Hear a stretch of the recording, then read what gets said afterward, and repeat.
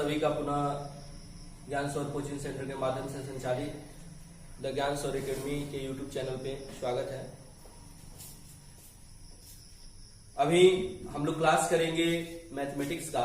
Mathematics में यह तो क्लास ध्यान में रखकर कराया जा रहा है 11th का, लेकिन आप सभी जितने भी जो भी क्लास के विद्यार्थी हैं वो सभी इस क्लास को समझ सकते हैं, जान सकते हैं, है ना। क्योंकि इस मैथ के बेसिक कंसेप्ट के बारे में हम चर्चा करेंगे, नंबर सिस्टम की चर्चा करेंगे। इसके अलावा हम लोग यहाँ पे चर्चा करेंगे नंबर सिस्टम से संबंधित नंबर को आगे ले जा करके उससे संबंधित मैथमेटिकल कैलकुलेशन के लिए और उससे संबंधित कार्य के लिए हम काम करेंगे। तो सबसे पहले मैं आपको बता दूं कि हम लोग पढ़ने जा रहे हैं मैथमेटिक्स गणित। यह जो टॉपिक है, यह जो विषय वस्तु है ना, ये टॉपिक्स नहीं कह सकते हैं। टॉपिक्स का मतलब हो गया कि सिर्फ एक पद की चर्चा। मैथमेटिक्स एक व्यापक विषय वस्तु का भाग है जिसका दुनिया के हरेक किसी भी कोई दुनिया का ऐसा कार्य नहीं है, कोई ऐसा सब्जेक्ट नहीं है जिसमें गणित की चर्चा हम नहीं करते हैं, गणित का प्रयोग नहीं होता है। किसी भी तरह से हरेक एक विषय वस्तु में गणित का प्रयोग हम करते हैं, है ना। तो सबसे पहले बात आती है कि गणित हम किसे कहते हैं। तो गणित क्या है? तो गणित हमारे अध्ययन की, हमारे व्यापक अध्ययन की वैसी परिशाखा है, वैसी शाखा है जिसके अंतर्गत हम गणना से संबंधित संपूर्ण क्रियाकलापों को करते हैं, गणना से संबंधित कार्यों को करते हैं, उसको हम उस अध्ययन की शाखा को हम गणित कहते हैं, मैथमेटिक्स कहते हैं। यह तो हो गया कि गणित है क्या, इसके बारे में, है ना। अब मतलब कि यह बात आती है, यह बात भी पूछा जाता है जैसे कि कोई हम काम करते हैं, यह है तो फिर यह क्यों हम करते हैं। गणित हम फिर गणित के बाद जाने की गणना संबंधी कार्य करते हैं, तो यह सवाल उठता है हमारे मन में कि फिर हम गणित को पढ़ते क्यों हैं। तो इसका जवाब हमको मिलेगा नंबर सिस्टम में, नंबर में मिलेगा। यानी कि गणना से संबंधित जब हम कार्य करते हैं, गणित क्या बताता है, तो गणना से संबंधित कार्य हम करते हैं, गणना से संबंधित क्रियाकलापों को करते हैं, तो गणना से संबंधित कार्य करते हैं। यानी गणित क्या हो गया, तो गणना से संबंधित कार्य जिसमें किया जाता है ना, उसको हम क्या कहते हैं, गणित कहते हैं। तो फिर गणना से संबंधित कार्य करने की जरूरत भी कुछ की पड़ती है। कोई भी हम कार्य करते हैं तो कोई संसाधन की जरूरत पड़ती है, कोई इंस्ट्रूमेंट की जरूरत पड़ती है। तो इसके लिए हमको जरूरत पड़ता है किसका, संख्या का। तो फिर बात आती है कि संख्या किसे कहते हैं। तो संख्या क्या है, तो कोई भी कार्य गणना से संबंधित या कोई भी गणना जब किया जाता है तो उसका जो प्रतिरूप हमें प्राप्त होता है, जो हम राशि प्राप्त करते हैं, वही राशि को क्या कहते हैं, संख्या कहते हैं। अब वह राशि जो होती है, यानी कि गणना के फलस्वरूप प्राप्त जो राशि होता है, जो जिस रूप में प्राप्त होता है, वही प्राप्त राशि क्या होता है, संख्या कहलाता है ना।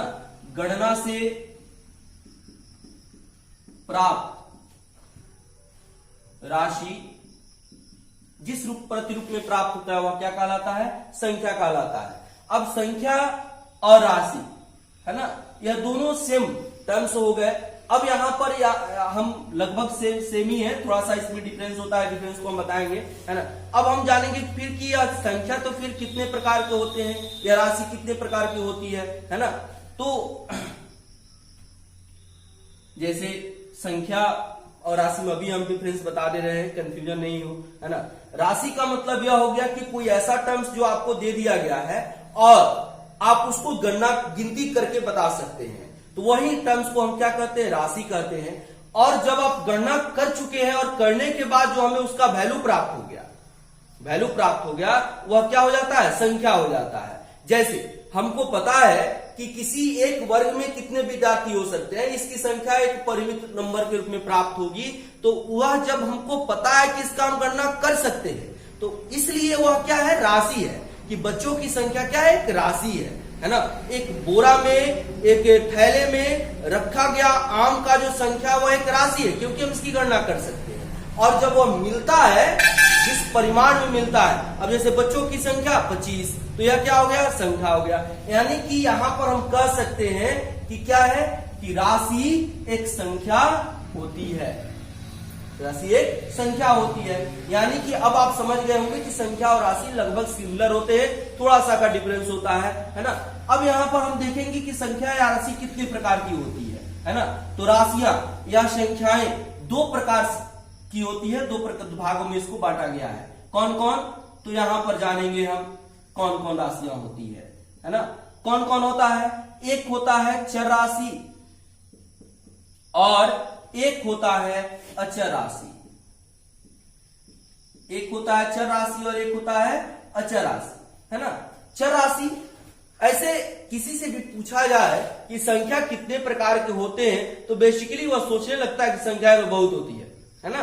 कोई 5 प्रकार बताता है, कोई 10 प्रकार बताता है, कोई 15 बताता है, कोई 3 बताता है ना। लेकिन मूल रूप से संख्या या राशि कितने होते हैं, केवल और केवल 2 ही होते हैं। कौन कौन, तो यहां पर जानिए, एक होता है चर राशि और दूसरी होती है अचर राशि। चर कहने का मतलब यह हो गया, यह वेरिएबल क्वांटिटी, हम कहेंगे इसको वेरिएबल क्वांटिटी। और यह क्या हो गया, कांस्टेंट क्वांटिटी। कांस्टेंट क्वांटिटी, इसमें भी अब यहां पर देखिए चर और अचर क्या होता है। अगर हम अपनी भाषा में कहें तो किताब की भाषा है, अगर हम अपनी भाषा में कहें तो हम इसको कह सकते हैं कि यह क्या है, तो अज्ञात राशि है। क्या है, अज्ञात राशि, यानी कि अननोन क्वांटिटी। और इसको क्या कहेंगे, ज्ञात राशि। क्या कहेंगे, ज्ञात राशि, है ना। चर और अचर, जैसे हम लोग अपने दैनिक जीवन काल में इसका प्रयोग हम लोग करते हैं। चर किसे कहते हैं, तो चर जो विचरण करता है, जो एक जगह स्थिर नहीं रह सकता या नहीं रहता है, उसी को हम क्या कहते हैं, चर राशि कहते हैं, चर के रूप में प्रयोग करते हैं। और जो स्थिर रहता है, जिसमें कोई परिवर्तन नहीं होता, उसको हम क्या कहते हैं, उसको हम अचर कहते हैं। अचर राशि के रूप में हम प्रयोग में लाते हैं, है ना। तो अब देखेंगे यहां पर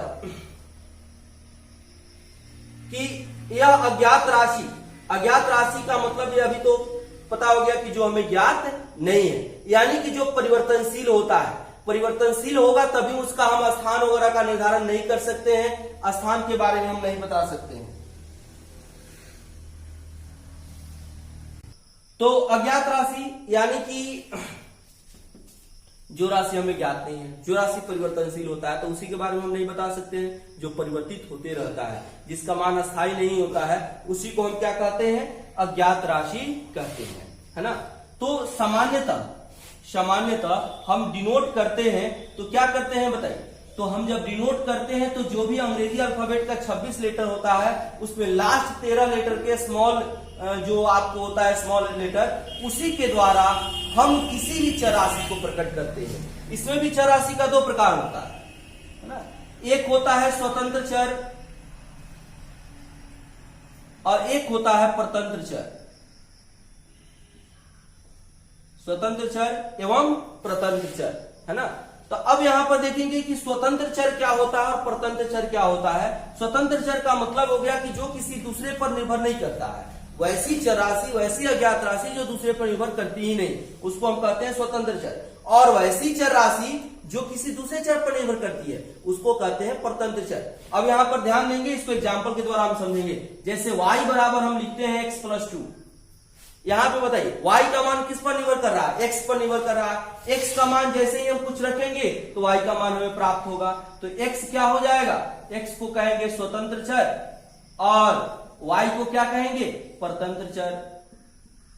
परतंत्र चर, है ना। वैसे ही यहां पर ज्ञात राशि यानी कि अचर राशि के भी 2 प्रकार होते हैं। अचर राशि के भी 2 प्रकार होते हैं। कौन कौन, एक होता है निरपेक्ष अचर और एक होता है स्वैच्छ अचर। स्वैच्छ अचर, है ना। यह ऐसे पढ़ना है आपको अगले क्लास में, है ना, यानी कि 12 में जब हम लोग चलेंगे 11th में भी मिल सकता है ना। तो यहाँ पे एब्सोल्यूट कांस्टेंट और आर्बिट्रेरी कांस्टेंट इसको कहते हैं हम, है ना। निरपेक्ष अचर और स्वैच्छ अचर का मतलब क्या होता है। निरपेक्ष का मतलब हो गया कि जो हमको पहले से अचर मान दिया हुआ है ना, वह हमको हो गया निरपेक्ष अचर। जैसे अगर कोई राशि है, यह पता है कि इसकी संख्या कितनी हो सकती है ना, हम जानते हैं, तो स्वैच्छ यानी कि जो आप जानते हैं, आपके इच्छा में है, वो अचर है, उसको हम कहते हैं स्वैच्छ अचर। लेकिन वही चीज जो अचर है लेकिन दूसरा नहीं जानता है, तो उसको हम कहते हैं क्या, निरपेक्ष अचर, यानी कि जैसे निरपेक्ष स्वच्छ अचर और निरपेक्ष अचर में, निरपेक्ष अचर में जैसे 5 हम लिखे, 7 लिखे, ये सभी क्या हो गए, निरपेक्ष अचर हो गए, 2 etc। लेकिन जैसे कोई कांस्टेंट देते हैं कि यह पता है कि यह एक अचर ही होगा, लेकिन तत्काल उस समय हमको ज्ञात नहीं होता है, जिसके कारण हमको उस समय कोई मान लेना पड़ता है। जैसे आप मान लेते हैं कि पढ़े हुए हैं 10th क्लास में, क्या पढ़े हुए हैं कि किसी चालक तार के सिरों के बीच आरोपित विभवांतर विद्युत धारा के समानुपाती होती है। यानी कि किसी चालक तार के सिरों के बीच किसी सेल को जोड़ करके उसमें कोई विभव डाला जाए, यानी कि आरोपित कोई विभवांतर आरोपित किया जाए, तो उसमें एक विद्युत धारा प्रवाहित होती है, और उस प्रवाहित विद्युत धारा और उसमें आरोपित विभवांतर दोनों का जो अनुपात होता है वो एक स्थिरांक होता है। यानी कि जैसे जैसे हम विद्युत धारा बढ़ाएंगे उसी के सापेक्ष उसमें विभवांतर का मान भी बढ़ेगा, या विभवांतर बढ़ेगा तो विद्युत धारा भी बढ़ेगा, यानी कि दोनों एक दूसरे क्या हो गए, समानुपाती हो गए। यानी कि हम जानते हैं कि V समानुपाती I होता है, तो V बराबर क्या लिखते हैं, RI। यानी कि हमको पता है कि V का और I का अनुपात एक अचर मान होगा, हमको पता है, लेकिन अभी एट ए टाइम हमको पता नहीं है कि इसका अनुपात का मान कितना होगा, है ना। तो उस स्थिति में उसको हम स्वच्छ अचर ले सकते हैं, है ना। हम अपने अनुसार, जैसे कोई मान ले लिया, जैसे देखिए कोई कहा नहीं हम 6 वोल्ट का उसमें विभवांतर डालेंगे, है ना, 6 वोल्ट विभवांतर पे 2 एम्पियर का धारा मिल गया, है ना, तो उसके लिए उसका आपको मान मिल जाएगा, क्या, उस अचर का मान मिल जाएगा 3, है ना। लेकिन कोई कहता नहीं हम 8 वोल्ट का डालेंगे, है ना, 8 वोल्ट का डाला और उसके लिए उसने क्या किया, देखा कि 4 एम्पियर का विद्युत धारा प्रवाहित हो रहा है, तो उसको कितना मिलेगा, 2 मिलेगा, है ना। दोनों के लिए अपने अपने अनुसार अचर के मान आए हैं, तो जो अपने अनुसार अपने क्रियाकलाप के अनुसार जो अचर मान हम प्राप्त करते हैं उसी को हम क्या कहते हैं, स्वच्छ अचर कहते हैं। सामान्यतः इसको हम लेम्डा, सी, के, है ना, ऐसे ग्रीक वर्ड लेटर के द्वारा और भी टर्म्स के द्वारा जैसे जो हम समझ सकते हैं उसके द्वारा हम इसको निर्धारित करते हैं। अब इसी में देखिए आप बताएंगे हमें कि हम वर्गीकरण किसका करते हैं, हम वर्गीकरण करते किसका है, तो हम वर्गीकरण उसी राशि का करते हैं, उसी टर्म्स का करते हैं, उसी सामग्री का करते हैं जिसे हम बखूबी जानते हैं, जिसको अच्छी तरीके से हम जानते हैं। तो हम किसका करेंगे, चर राशि का वर्गीकरण करेंगे कि अचर राशि का करेंगे, तो आप डिफिनिट रूप से कहेंगे कि अचर राशि का करेंगे। अचर राशि में से भी यह अपने इच्छा के अनुसार है, अब किसकी इच्छा क्या है, किसके अनुसार क्या मान आएगा वो तो हमको पता नहीं है, तो इसलिए हम स्वच्छ अचर का कोई हम वर्गीकरण नहीं करते हैं। अब हमारा अचर मान का वर्गीकरण होगा किसके द्वारा, निरपेक्ष अचर का होगा। अब निरपेक्ष अचर का वर्गीकरण होगा तो इसको अब देखिए कि कैसे हम वर्गीकरण करते हैं। अब समझ लीजिए अब यहां पर कि हम गणित का अध्ययन क्यों करते हैं, गणित का अध्ययन क्यों करते हैं, क्यों करना चाहिए, है ना। अब यहां पर देखिए सबसे पहले अगर आप एक बात और समझ ले कि अगर आप साइंस और मैथ में प्रवेश कर रहे हैं या कहीं भी कोई विषय वस्तु पढ़ रहे हैं तो प्रैक्टिकली पढ़िए, साइंस के दृष्टिकोण से पढ़िए, है ना। अर्थात अगर आप 3 चीजों पर ध्यान रखते हैं तो आपको भविष्य में कहीं भी कभी भी कोई भी दिक्कत नहीं होगा। क्या, तो कोई टॉपिक पढ़ने जा रहे हैं, कोई विषय वस्तु पढ़ने जा रहे हैं तो वह जाने कि यह क्या है ना। अब क्या है तो यह क्यों है और कैसे है, अगर क्या, क्यों, कैसे तीनों को आप जान लें तो आपको कहीं भी कोई परेशानी नहीं होगी भविष्य में भी। तो अब यहाँ पर हमको यह जानना होगा कि यह निरपेक्ष अचर यानी कि यहाँ पे अचर का जो यह है इसका प्रकार कितना है, इसको हम कैसे कितने भाग में बांट सकते हैं। तो आइए हम देखते हैं निरपेक्ष अचर को कितने भाग में हम बांटते हैं। देखिए निरपेक्ष अचर क्या कहने का तात्पर्य हुआ, अभी हमने एक क्वेश्चन पूछा था आपसे कि गणित का अध्ययन हम करते क्यों हैं, गणित क्या है तो जान गए। अब रह गई बात कि गणित का अध्ययन क्यों करते हैं, है ना। तो गणित का अध्ययन क्यों करते हैं अब इसके लिए हम समझेंगे। अभी आपने जाना कि गणित का अध्ययन यानी गणित क्या है, तो गणना संबंधित क्रिया करने वाला जो विषय वस्तु होता है वह गणित होता है, ठीक है। गणना करने के लिए क्या चाहिए, संख्या चाहिए। संख्या क्या होता है, तो हमारे द्वारा किए गए क्रियाकलाप के फलस्वरूप जो हमें संख्या राशि प्राप्त होती है ना, या जो हमें प्रतिरूप प्राप्त होता है वह क्या कहलाता है, संख्या कहलाता है। संख्या के कितने प्रकार हो गए, या राशि के कितने प्रकार हो गए, 2, एक चर और एक अचर। अब यहां पर देखना है हमको कि चर राशि और अचर राशि, है ना।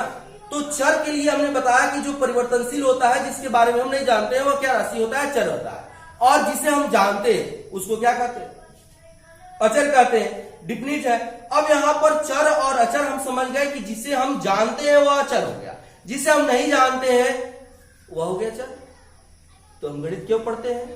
तो जिस राशि को हम नहीं जानते हैं, यानी कि चर राशि को नहीं जानते हैं, तो जिस राशि को हम नहीं जानते हैं उस राशि को जानने के लिए ही हम गणित पढ़ते हैं। सपोज कीजिए, जैसे आपसे कहा जाए कि 3 में वह कौन सी संख्या है जिससे गुना करें, 3 में वह कौन सी संख्या है जिससे गुना करें तो हमें 4 मिले, तो हम अब क्या करेंगे बताइए? इस कौन सी संख्या को ज्ञात करने के लिए ही हम गुना और भाग करेंगे। जो भी आपको काम करना होगा कि वह कौन सी संख्या को हम निकाल लें कि आखिर में अब कौन सी संख्या क्या है ना। तो अगर गणित पूछा है कि गणित क्यों पढ़ते हैं, सबके पीछे रीजन होता है। कोई भी हम दुनिया का कोई भी ऐसा कार्य नहीं है जो बिना उद्देश्य का करते हैं। सबके पीछे एक महत्वपूर्ण और गूढ़ उद्देश्य छिपा हुआ है। उस उद्देश्य की पूर्ति हेतु ही हम अध्ययन करते हैं, अपना कार्य करते हैं। तो कहने का तात्पर्य है कि गणित में दो संख्याओं चर और अचर में जिसे हम नहीं जानते, यानी कि चर को नहीं जानते हैं, तो चर राशि को ज्ञात करने के लिए, जानने के लिए ही हम क्या करते हैं? गणित का अध्ययन करते हैं, है ना। अब देखिए,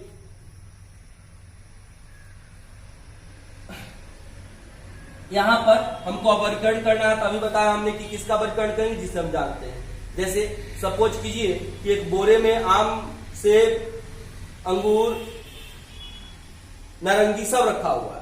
पूछा है कि कितने इसमें आम है, कितने सेब है, कितने नारंगी है, तो बोरा जब तक खुलेगा नहीं हम नहीं बता सकते हैं, क्योंकि अभी आप नहीं जानते। लेकिन जैसे उसको निकाल दिया जाएगा तो आपके लिए सब आपके सामने प्रत्यक्ष हो जाएगा, आप उसको तुरंत काउंट करके बता दीजिएगा कौन कितना है। तो हम उसी का वर्गीकरण कर सकते हैं, उसी को बता सकते हैं जिसे हम जानते हैं। यानी कि वर्गीकरण किसका होगा? यहां पर भी स्वेच्छ अचर का नहीं, निरपेक्ष अचर का। स्वेच्छ अचर क्या होता है? अपने अपने इच्छा के अनुसार अचर मान हम निर्धारित करते हैं, तो उस अचर का हम वर्गीकरण नहीं कर सकते। निरपेक्ष अचर जो सबके लिए है ना, जो सबके लिए एक समान अचर है। जैसे अगर किसी क्लासरूम में 50 बच्चे हैं, कोई हमारे लिए भी वो 50 है ना, उसमें के बैठे हुए प्रत्येक बच्चे के लिए भी वो 50 बच्चे ही होगा, है ना। तो कहने का तात्पर्य है जो सबके लिए अचर मान समान हो निरपेक्ष अचर होता है, और जो सबके लिए अलग अलग अचर आता है वह क्या कहलाता है? स्वेच्छ अचर कहलाता है। अब यहाँ पर देखिए, इस निरपेक्ष अचर को हम बांटते हैं, है ना, कि उसका वर्गीकरण करते हैं, ध्यान देंगे। अब यहाँ पे अचर मान का वर्गीकरण जो किया जाता है, यहाँ पर वर्गीकरण हम करेंगे, है ना। क्या होगा? देखिए, एक हम वर्गीकरण करते हैं उत्पत्ति के आधार पर, ठीक है। दूसरा होता है विभाज्यता, विभाज्यता के आधार पर। तीसरा है दो से विभाज्यता के आधार पर, दो से विभाज्यता के आधार पर, है ना। अब देखिए, उत्पत्ति के आधार पर क्या होगा? उत्पत्ति हुआ तो सबसे पहले प्राकृत संख्या आया। सबसे पहले उत्पत्ति के आधार पर सबसे पहले क्या मिला? प्राकृत संख्या। प्राकृत से क्या मिला? पूर्ण संख्या। पूर्ण से क्या मिला? पूर्णांक संख्या। पूर्णांक से क्या मिला? परिमेय संख्या। आज जो परिमेय नहीं था वह क्या हो गया? वह हो गया अपरिमेय। जो परिमेय नहीं था वह हो गया अपरिमेय। इससे बना नहीं। इसके पश्चात क्या मिला? वास्तविक संख्या। और वास्तविक संख्या से क्या बना? सम्मिश्र संख्या। देखिए, उत्पत्ति के आधार पर सबसे पहले मिला हमको क्या? प्राकृत संख्या। फिर क्या मिला? पूर्ण संख्या। फिर क्या मिला? पूर्णांक संख्या। फिर क्या मिला? परिमेय संख्या। फिर क्या मिला? वास्तविक। और फिर मिला सम्मिश्र। अब यहां पे थोड़ा देखेंगे, जो संख्या परिमेय नहीं होती है उसको हम कहते हैं अपरिमेय। यानी कि हम परिमेय और अपरिमेय। जो संख्या वास्तविक नहीं होती है उसको क्या कहते हैं? अवास्तविक या काल्पनिक। इसके बाद विभाज्यता के आधार पर तो यहां पर दो आपको मिलता है संख्या। कौन कौन? तो एक होता है भाज्य प्राइम नंबर और एक होता है अभाज्य, सॉरी भाज्य यानी कि कंपोजिट नंबर और अभाज्य यानी कि प्राइम नंबर, है ना। दो से विभाज्यता के आधार पर दो संख्याएं मिली, एक सम और एक विषम, यानी कि इवन और ऑड, ठीक है। अब एक एक करके सबके हम आधार को पढ़ेंगे। उत्पत्ति के आधार पर संख्या को पढ़ेंगे, विभाज्यता के आधार पर पढ़ेंगे, दो से विभाज्यता के आधार पर हम लोग पढ़ेंगे। सबसे पहले उत्पत्ति के आधार पर देखिए कि प्रकृति में प्राकृतिक रूप से, यानी कि प्रकृति का मतलब क्या हो गया, जो ईश्वर का देन हो गया, है ना, जो जिसके पीछे कोई कारण ही नहीं था, है ना, जिसके पीछे कोई कारण ही नहीं था। जैसे अब मान लेते हैं कि प्रकृति का, जैसे कहा जाता है कि अभी साइंटिफिक व्यू से अगर सोचा जाए कि अब प्रकृति या यूनिवर्स ब्रह्मांड का खोज कहां से हुआ, तो बिग बैंग से। बिग बैंग यानी कि यह बहुत बड़ा थ्योरी है, जिसकी थ्योरी के पीछे पूरा सिस्टम उलझा हुआ है ना। तो यह बिग बैंग थ्योरी को खोजने के लिए, बिग बैंग थ्योरी को प्राप्त करने के लिए, इसके को स्पष्ट करने के लिए, इस ब्रह्मांड के व्युत्पत्ति यानी उत्पत्ति को समझने के लिए आज से 10-15 साल पहले एक मशीन बनाया गया, लार्ज हैड्रोन कोलाइडर, है ना, जिसके माध्यम से सोचा गया कि इस यूनिवर्स की उत्पत्ति को हम लोग जान सके, पहचान सके। लेकिन उसमें भी कुछ ही सफलता हाथ लगी। उसके बाद से अभी उसमें पूरे विश्व भर के वैज्ञानिक लगे हुए हैं, है ना। उसमें कुछ सफलता हाथ लगी है, लेकिन अभी संपूर्ण सफलता हाथ नहीं लगी है। अभी कार्य हो रहा है ना, यानी कि उस सूक्ष्मतम कण का खोज हो रहा है जहां से किसी भी चीज को हम बना सके, है ना। तो उस स्थिति में तो जब अगर वह प्राप्त हो जाएगा तो उस समय मनुष्य ईश्वर के समान हो जाएगा, लेकिन ऐसा संभव नहीं लग रहा है। फिर भी मनुष्य जो है वह अपने इच्छाओं से कभी नहीं हुआ है। हमेशा वो कुछ न कुछ नया करना चाहता है, सोचते रहता है और उस पर लगा रहता है। इसलिए वह अभी काम कर रहा है और में भी हो सकता है कि आगे कुछ वह बेहतर कर सके, लेकिन इतना तो नहीं कर सकता है कि वह ईश्वर को मतलब चुनौती दे सके, है ना। ईश्वर को चुनौती दे रहा है और चुनौती का खामियाजा, प्रकृति के साथ छेड़छाड़ करने का खामियाजा हम सभी देख रहे हैं कि हम लोग कैसे उठा रहे हैं, है ना।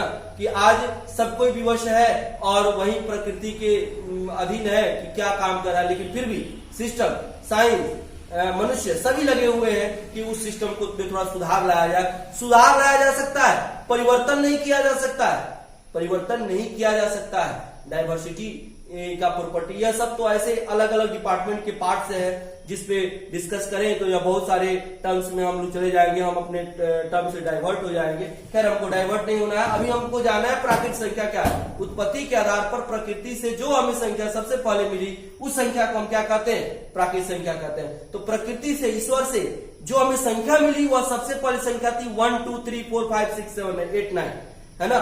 और इससे बनने वाली संख्या है, यानी कि तब हमको जीरो पता नहीं था।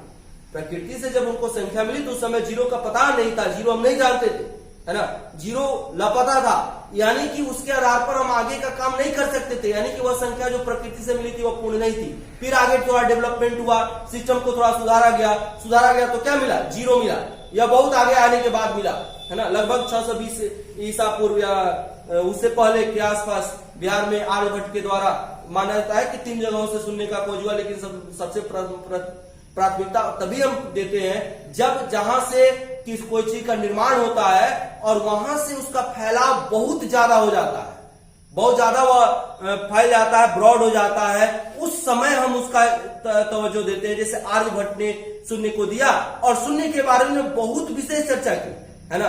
आर्यभट्ट का ही दे रहे हैं कि उन्होंने बताया था स्थानम अष्टानम दशागुणम, यानी कि प्रत्येक स्थान पर अगर हम जीरो बैठा दें तो अपने अंक का, अपने मान का, अपने स्थान का 10 गुना हो जाएगा। जैसे 7 के ऊपर जीरो बैठा दे तो 7 का 70, वो अपने 10 गुना हो गया। यानी कि 7 को 10 बार हम ऐड करेंगे तब जाकर हमको 70 मिलेगा, है ना।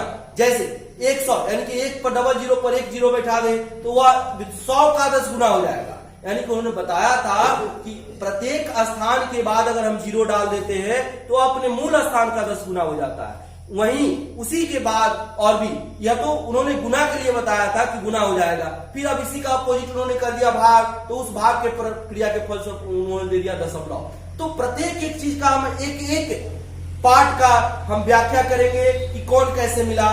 जनरली हमको यह बताया नहीं जाता है, समझाया नहीं जाता है कि किसका कैसे हम उसको प्राप्त करते हैं। हमको सिर्फ यह बताया जाता है कि यह जोड़ हुआ इसको ऐसे करो, यह घटा हुआ इसको ऐसे करो, लेकिन हम जानते नहीं है। अगर कोई भी हमसे पूछ देता है कि यह कैसे हुआ तो हम वहां पर मिस कर जाते हैं। हमको यह पता नहीं होता है कि हमको इसको कैसे करना चाहिए। लेकिन जब आप सोचिएगा तो उसके तह तक जाइएगा तो आपको रिजल्ट मिलेगा। जैसे देखिए यहाँ पे हमने बताया कि प्रकृति से प्राप्त संख्या कौन हुई, तो 1 से लेकर 9 तक। अब कैसे मिला, तो पहले परमात्मा, तो परमात्मा कितने, एक अकेला है ईश्वर, है ना। तो वह एक संख्या बना। फिर उस परमात्मा ने क्या बनाया, आत्मा को बनाया। तो अब परमात्मा हो गए और आत्मा हो गए, यानी कि परमात्मा और आत्मा मिलकर कितने हो गए? 2 हो गए, है ना। अब यह परमात्मा और आत्मा यह 2 हो गया। और फिर अब उस आत्मा, परमात्मा नहीं हम देख पाते, नहीं आत्मा को देख पाते हैं। क्यों? क्योंकि आत्मा जो है वो परमात्मा का ही एक छोटा सा कण है ना। जब परमात्मा को नहीं देख सकते हैं तो आत्मा को कैसे देख सकते हैं? वो तो हमारी कल्पना मात्र है कि परमात्मा ऐसे होंगे वैसे होंगे, उसके अनुसार हम काम करते हैं अपने ग्रंथों के हिसाब से, है ना। एक माध्यम, जैसे हम कहते हैं कि हमारे परमात्मा कैसे हैं, तो हम बताते हैं, तो हम कैसे बताते हैं, किसके आधार बताते हैं? तो एक हम साक्ष्य रखते हैं, क्या? तो हम बताते हैं कि हमारे धर्म ग्रंथों के अनुसार है। अब वो आप धार्मिक क्षेत्र में जाएंगे तो अलग वो आपकी हो जाएगी। परमात्मा एक, उसके बाद परमात्मा ने आत्मा को बनाया तो हो गए 2। अब यहां पर आत्मा के लिए अब परमात्मा सारे को तो ही नहीं कर सकते हैं। अब प्रत्येक आत्मा के सृजन के लिए, निर्माण के लिए उन्होंने क्या किया? 3 व्यक्तियों को चुना, 3 को लिया। क्या क्या? तो एक निर्माण करने वाला, जैसे हम लोग पढ़ते हैं लोकतंत्र में, क्या क्या पढ़ते हैं? कार्यपालिका, न्यायपालिका और विधायिका, यानी क्या है? एक सिस्टम को बनाता है और एक क्या करता है? एक सिस्टम का पालन करवाता है। और एक क्या करता है? अगर सिस्टम में कोई खामी हो तो उसको दूर करता है, सजा का प्रावधान रखता है, सजा सुनाता है, उसका निर्णय करता है वगैरह, है ना। तो यह होता है। लेकिन अब इसी तरह से परमात्मा ने जब आत्मा को बनाया तो उन्हें 3 सिस्टम क्रिएट किया, जनरेट किया। क्या क्या? तो उन्होंने बनाया एक निर्माण करने वाला, ठीक, उसके बाद एक रक्षा करने वाला और एक विनाश करने वाला। क्योंकि परमात्मा सब पे निगरानी रख सकता है, वो हेडक्वार्टर हो गया, है ना, सबका अस्तित्व का निर्माण करता, विनाश करता, है ना। और अब आप जानते हैं कि कोई भी सिस्टम बनाया जाता है तो सिस्टम का एक नाम दिया जाता है। तो हमारे सिस्टम में वह नाम दिया गया है ब्रह्मा विष्णु महेश, है ना, यानी कि निर्माण करता। और यहां पर देखिए जो सबके अंदर वह शामिल है वही परमात्मा है, प्रत्यक्ष रूप से, जैसे सूर्य है ना। तो बताइए सूर्य क्या है? निर्माण करता है, रक्षा करता है और विनाश करता भी है ना। यह सारे कामों को करने वाला है कौन?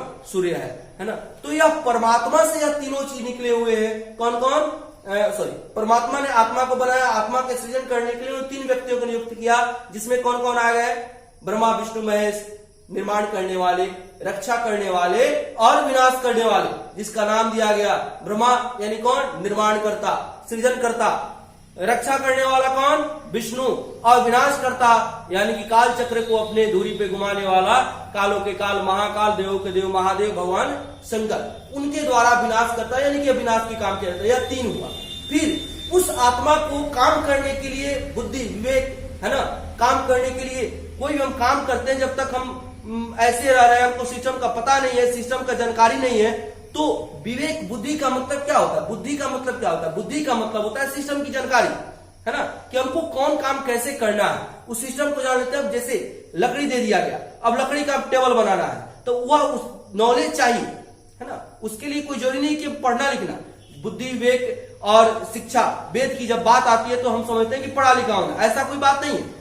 शिक्षित होना, किसी भी एक पार्ट का नॉलेज, ज्ञान हमारे अंदर अगर होता है तो उसको हम कहते हैं। अब जैसे मान लेते हैं, अब इसके अकॉर्डिंग ही जैसे किसी भी चीज को जानने के लिए, करने के लिए, जैसे लकड़ी दिया गया, मेज बनाना है, तो वह चीज का ज्ञान दिमाग में होगा तो तुरंत लकड़ी को हम काट छाट करके एक टेबल तैयार कर देंगे, बेंच तैयार कर देंगे, डेस्क तैयार कर देंगे, यानी कि जो भी उसको बनाना है उसे हम कर सकते हैं। तो एक सिस्टम को जानने वाला होता है, यानी कि ज्ञान को देने के लिए। ज्ञान को देने के लिए अलग अलग ज्ञान के प्रकार होते हैं, इनको 4 भाग में बांटा गया है। कौन कौन? अब यहाँ पे उस ज्ञान को, बुद्धि को, विवेक को, है ना, अंदर के आत्मज्ञान को बढ़ाने के लिए यहाँ पे वेद बनाया गया परमात्मा के द्वारा, जिसकी संख्या कितनी थी? 4 थी, यानी कि उससे बन गया 4, संख्या बन गया 4, है ना। तो वह संख्या 4 में कौन कौन आता है? तो कौन कौन आता है? ऋग्वेद, सामवेद, यजुर्वेद और अथर्ववेद, यह 4 वेद होते हैं। सारे चारों वेदों के अलग अलग डिपार्टमेंट है, कौन वेद के द्वारा हम कौन से सिस्टम की जानकारी ले सकते हैं। अब जैसे मान लेते हैं कि कोई डॉक्टर बनता है और कोई इंजीनियर बनता है। डॉक्टर भी एक इंजीनियर ही है और इंजीनियर भी एक डॉक्टर है। हम कह सकते हैं इंजीनियर को भी डॉक्टर कर सकते हैं और डॉक्टर को भी इंजीनियर कर सकते हैं। अब कहिए कैसे, है ना। तो आप सिस्टम को जब ध्यान से देखेंगे तो क्या करता है डॉक्टर? क्या करता है बताइए? वह भी मेंटेन करता है, वह भी खराबी को दुरुस्त करता है, लेकिन किसका? सजीव का। और इंजीनियर क्या करता है? वह भी बीमारी को दूर करता है, वह भी बीमारी का इलाज करता है, वह भी दवा को देता है, लेकिन किसका? निर्जीव का। दोनों में डिफरेंस हो गया। डिफरेंस हो गया कि एक निर्जीव का काम कर रहा है, इसलिए इसको हम कहेंगे कि निर्जीव के जो बीमारी ठीक करता है उसको कहते हैं इंजीनियर, और जो सजीव का बीमारी ठीक करता है उसको कहते हैं डॉक्टर। तो इंजीनियर भी एक डॉक्टर हुआ, डॉक्टर भी एक इंजीनियर हुआ। हम ऐसा नहीं कर सकते। सिस्टम जब हम समझने लगेंगे तो हम खुद ब खुद उसका एक्सप्लेनेशन कर सकते हैं, खुद ब खुद कर सकते हैं, है ना। तो वैसे ही यहाँ पर वेद बन गया 4। अब तो आत्मा जानने लगी, समझने लगी, लेकिन आत्मा तो जैसे परमात्मा दिखाई नहीं देता है तो आत्मा भी नहीं दिखाई देता है। हम बोल रहे हैं, हमारा शरीर बोल रहा है, नहीं, हमारी आत्मा बोल रही है। यह आत्मा जो है वह क्या है? परमात्मा का कण है, परमात्मा का एक सूक्ष्म भाग है जो हमारे शरीर के अंदर विद्यमान है, और इसके अंदर से कंटिन्यू एक स्टेटमेंट निकल रहा है, और जिसके माध्यम से हम आपके सामने अपनी बात को हम रख पा रहे हैं। तो वह जो हमारे अंदर विद्यमान है, जैसे आत्मा है, अगर कोई व्यक्ति मरता है तो क्या हम देख पाते हैं कि उसके अंदर से क्या निकला? जो हमारे अंदर है तत्क्षण अगर हमारे अंदर से वह भाग, आत्मा का जो भाग है जो परमात्मा के द्वारा विद्यमान किया गया, हमारे अंदर डाला गया है, जिसके लिए एक आवरण डाला गया हमारे शरीर के ऊपर, हड्डियों का, मांसल्स का, यह आवरण जो डाला गया है, यह आवरण हमें दिखाई दे रहा है, प्रेक्षित हो रहा है। क्यों प्रेक्षित हो रहा है? क्योंकि आत्मा दिखाई नहीं देता है। उसको दिखाई देने के लिए एक वेशभूषा, एक ड्रेस बनाया गया है। जैसे हम अपने शरीर को करने के लिए, अब हम इस शरीर के मालिक हैं, तो हम अपने शरीर को ढकने के लिए हमने एक आवरण बनाया है, कपड़ा, शर्ट पहन लिए, पैंट पहन लिए, है ना, हमने इसको सजाया। वैसे ही क्या किया? अब आत्मा तो दिखाई नहीं देता है, तो ईश्वर ने, परमात्मा ने क्या किया कि उसको एक कंस्ट्रक्शन दिया, एक शेप दिया, क्योंकि वह दिखाई नहीं देता था। तो दिखाई देने के लिए कि हम किसको क्या बोलेंगे, देखना चाहिए, इसलिए उन्होंने अलग अलग सजावट का सामान लगाया, नाक लगाया, आंख लगाया, कान लगाया, बाल दिया, है ना, चेहरा, मतलब कि यह सारे सजावट के जैसे हम लोग सजावट करते हैं। क्या करते हैं? घड़ी पहनते हैं, अंगूठी पहनते हैं, सिकड़ी पहनते हैं, शर्ट पहनते हैं, पैंट पहनते हैं, चप्पल पहनते हैं, जूता पहनते हैं, चश्मा लगाते हैं, है ना, डाई करते हैं। यह सारे सजावट के कार्य करते हैं, क्योंकि हम इस शरीर के मालिक हैं। तो हम अपने शरीर की का सुरक्षा करते हैं, हम अपने शरीर का एक आवरण देते हैं। ठीक वैसे ही उस आत्मा का मालिक कौन है? उस आत्मा को देने वाला कौन है? परमात्मा है। तो परमात्मा ने भी क्या किया कि उस आवरण को बनाया, और जैसे हम लोग इस आवरण के द्वारा खुद को ढक रहे हैं, बना रहे हैं, ठीक वैसे ही उसके द्वारा दिया गया। और वह व्यवस्था कैसे किया गया? तो उस व्यवस्था को करने के लिए उन्होंने लिया क्या? क्षिति, जल, पावक, गगन, समीर। यानी क्षिति मतलब क्या हुआ? जमीन, सॉरी, हाँ, क्षितिज मतलब क्या हो गया? जमीन, मिट्टी, है ना, जल, पानी, गगन, आकाश, है ना, समीर, वायु, और पावक मतलब होता है अग्नि, आग। यानी कि 5 तत्वों को मिला करके क्षिति, जल, पावक, गगन, समीरा, पंच तत्व मिली बना शरीरा। यानी कि इन 5 तत्वों को मिला करके उन्होंने क्या किया? इस शरीर का आवरण तैयार कर दिया, एक आकृति दे दिया।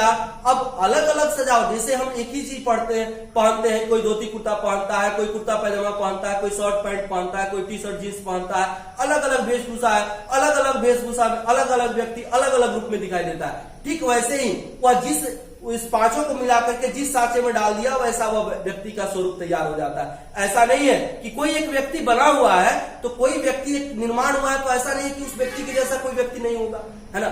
हो सकता है कि सेम सांचे में उसको डाल करके सेम आपको वह तत्व तो सब में से नहीं मिला, 5 को तत्व मिला होता है, लेकिन उसको मिला करके उसके द्वारा काम किया जाता है, तो वह बना करके एक आवरण तैयार कर दिया गया। तो ये 5 तत्व मिला, इसलिए संख्या बन गया 5। या धार्मिक दृष्टिकोण से हम संख्या की हम रूपरेखा को बता रहे हैं कि पहले प्रकृति से हमको यह जो 9 संख्याएं मिली वह कैसे मिली, है ना। उसके बाद क्या हुआ? तो उसके बाद 6, नंबर 6 कैसे क्रिएट हुआ, है ना। तो 6 आपको 6 में अब प्रकृति में इसी प्रकार से और आगे 6 का 7 का सप्तर्षि हुए, 8 निधि है, 8 सिद्धि है, 9 निधि है ना। तो 8 सिद्धि करने का मतलब कि एक वो स्पेशलाइजेशन होता है ना। जैसे मान लेते हैं कि पढ़ाई का काम तो सब कोई करता है, लेकिन उसमें भी होता है कि एसल होता है ना। जैसे पढ़ने का काम तो सब कोई करता है, लेकिन एक कोई होता है मैथ का सभी का एक्सपर्ट होता है, कोई फिजिक्स का होता है। 6 का हम नहीं बता पाएंगे, 6 का दिमाग से मेरे उतर रहा है, उसका भी है कोई सिस्टम हम तैयार किए थे, लेकिन अभी दिमाग से मिस कर रहे हैं हम, है ना। 7 के लिए सप्तर्षि यानी कि 7 ऋषियों के समूह, है ना, उसके द्वारा संख्या 7 का निर्माण हुआ है। 8 सिद्धि है, 9 निधि है ना। इस तरह से मिला करके यह टोटल एक सिस्टम तैयार किया गया है जो प्रकृति के द्वारा इस संख्या का निर्माण किया गया है 1 से लेकर 9 तक। और फिर उससे बनने वाली संख्याओं को यह हम प्राकृतिक संख्या का को कहते हैं। फिर यह प्रकृति से जो प्राप्त संख्या थी यह पूर्ण नहीं थी, इसमें कमी था। क्या कमी था कि उसके बाद संख्या नहीं बन सकता था, जैसे 10 नहीं बन सकता था, वह जगह खाली रह गया, यानी कि 0 से मिलने वाली संख्या नहीं बन सकती, तो 0 प्राप्त हुआ। तो जब 0 प्राप्त हुआ तो 0 से लेकर 9 तक हो गया, तो दुनिया की सारी संख्याएं तैयार हो गई। यानी कि यह 10 अंकों के द्वारा यह जो प्रत्येक एक संख्या का जो छोटा स्वरूप है, जिसके लिए हम ले रहे हैं 0 से लेकर 9 तक, यह डिजिट है, अंक है, इसको हमने दे दिया। यह जो मिला हमको, यह जो हम काम किए, इसको अंक कहा गया। और इसके माध्यम से बनने वाला जो संख्या हुआ है ना, यह पूर्ण हो गया। उसके बाद से सारा संख्या का हम निर्माण कर सकते थे, तब बन गया क्या? पूर्ण संख्या। अब देखिए, अब जैसे संख्या बन गया, वह संख्या की मात्रा के साथ लेन देन शुरू हुआ। तो जो हमारा था तो हमारा ही था, जब लेन देन शुरू हुआ तो हम अपना सामान दूसरे को दे दिए, तो दूसरे को दे दिए तो उसके लिए कोई मान लेंगे। तो जो हमारे पास है 5 रुपया, तो इसको हम कहते हैं प्लस, तो इसको हम लेते हैं, यह चिन्ह बताता है, यह धन हो गया। लेकिन हम किसी दूसरे को दे दिए तो उसके पास गया तो -5 हो गया। तो यानी कि एक ही मान जब 2 रूपों में व्यक्त किया जाता है तो उसी को हम कहते हैं क्या? पूर्णांक संख्या। यानी कि धनात्मक और ऋणात्मक चिन्हों से युक्त पूर्ण संख्या क्या कहलाती है? पूर्णांक संख्या कहलाती है। इस पूर्णांक संख्या के बाद क्या बना? परिमेय संख्या, यानी कि भिन्न के रूप में, यानी कि P बटा Q के रूप में या A बटा B के रूप में कोई भी संख्या जिसका हम निर्माण कर देते हैं, लिख देते हैं, है ना, वह संख्या क्या कहलाती है? परिमेय संख्या कहलाती है। और जो संख्या परिमेय नहीं होती है उसको हम कहते हैं क्या? अपरिमेय संख्या। और यह परिमेय और अपरिमेय दोनों जो संख्याएं होती हैं वह बनाती है क्या? वास्तविक संख्या। और इसी वास्तविक संख्या, जो संख्या वास्तविक नहीं होती उसको अवास्तविक या काल्पनिक कहते हैं। दोनों संख्याओं को मिला देते हैं तो बन जाता है समित संख्या। यह समित संख्या का लास्ट पड़ाव हो गया। इसके बाद विभाज्यता के आधार पर, यानी कि विभाजन की क्रिया जब संपन्न हो जाए, शेषफल 0 आ जाए, तो उस संख्या को भाज्य कहते हैं। और जिसमें शेषफल 0 नहीं मिले उसको हम कहते हैं अभाज्य। इस तरह से अगर 2 से विभाजित करने पर शेषफल 0 आ जाए तो उसको सम कहते हैं। 2 से विभाजित करने पर शेषफल 0 नहीं आए उसको हम क्या कहते हैं? विषम कहते हैं। अब आज की क्लास में हमने जाना गणित क्या है, गणित का अध्ययन हम क्यों करते हैं, है ना। तो यहाँ पर हम इसके बारे में समझे। इसके आधार पर हमने संख्या की प्रकृति बताई कि संख्या को हम कितने रूप में बांट सकते हैं। अब बृहत नंबर सिस्टम को अगले क्लास में हम लोग पढ़ेंगे, है ना। ऐसे ही मजेदार रूप में जानकारी प्राप्त करने के लिए आप मेरे चैनल के साथ लगातार बने रहिए।